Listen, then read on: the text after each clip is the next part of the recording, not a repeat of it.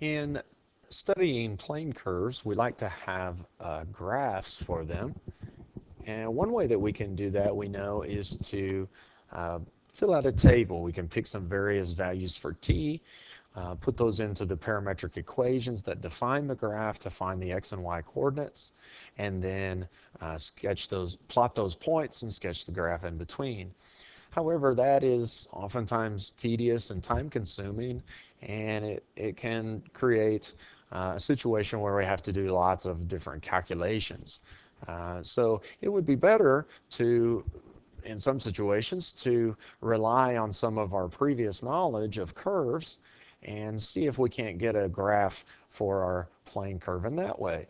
And so in this example, we'd like to find the rectangular equation and sketch the graph of the plane curve defined by x equals 3t minus 1 and y equals 2t plus 1, where t is in the set of real numbers. Most often, when we're trying to find the rectangular equation for a set of parametric equations, we'll do something called eliminating the parameter.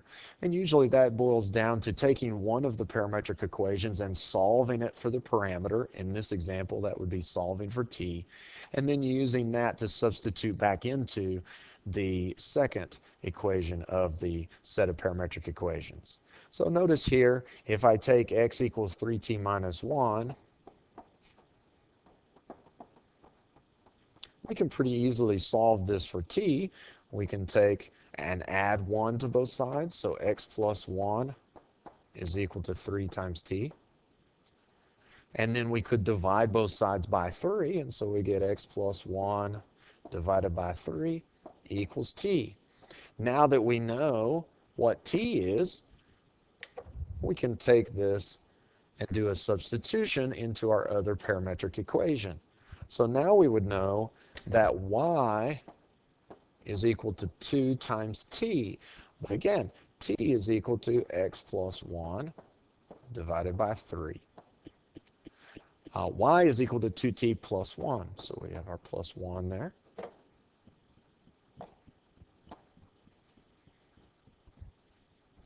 Notice that we could distribute our 2, trying to figure out what this would look like. So 2x plus 2 divided by 3 plus 1.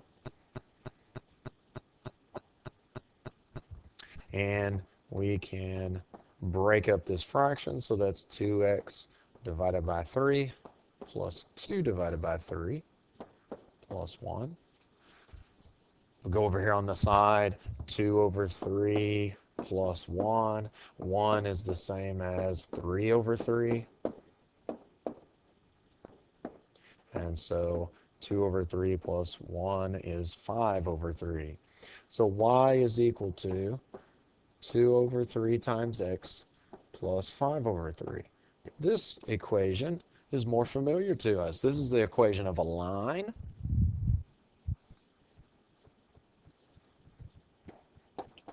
with slope 2 over 3 and y-intercept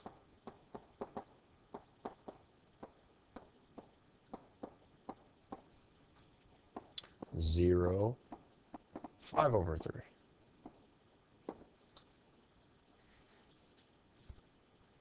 We know how to graph a line. So if we get our Cartesian coordinate plane out here,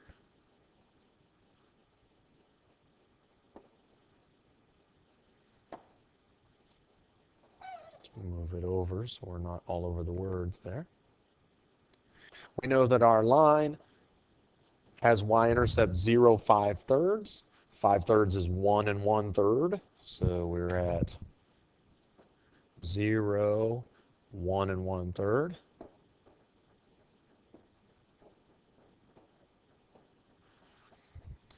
And the slope is 2/3. So if we move up 2, we can go to the right 3. So move up 2 would be 3 1/3.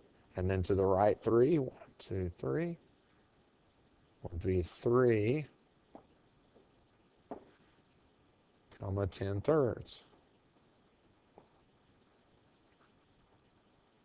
All that we need for a line is 2 points, so we can connect the dots with the line. This time, however, we need to be careful with the arrows because we are dealing with a parametric curve, which you remember has orientation. And so we do need to figure out the orientation of this curve. So let's take a couple of points. We can consider what happens to x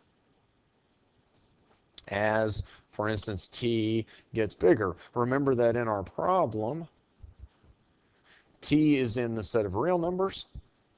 And so if t is, as t gets larger, notice, as t gets larger, we notice that x is going to get larger. Or we could say a different way. Here we know that x is equal to 3t minus 1. Let's say that t is equal to 0.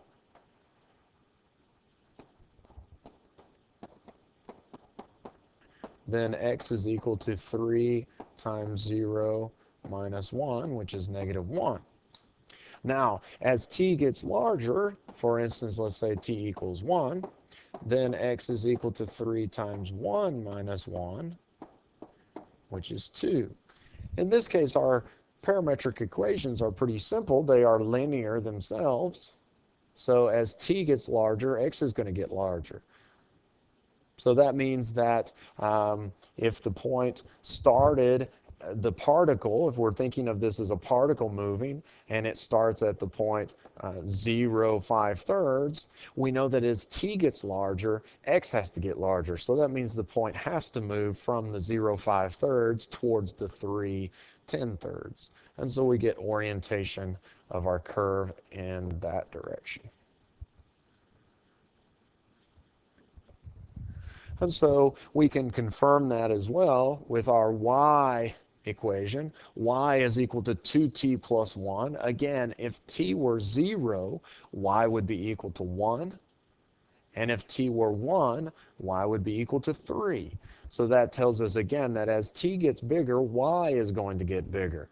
So as t gets bigger, y gets bigger. And so the point, the particle, if we're thinking of this as a particle moving along this curve, as t gets bigger, x and y both get bigger. And so the particle would move along this curve in that direction. So this is an example of sketching a plane curve by finding the rectangular equation and then determining the orientation.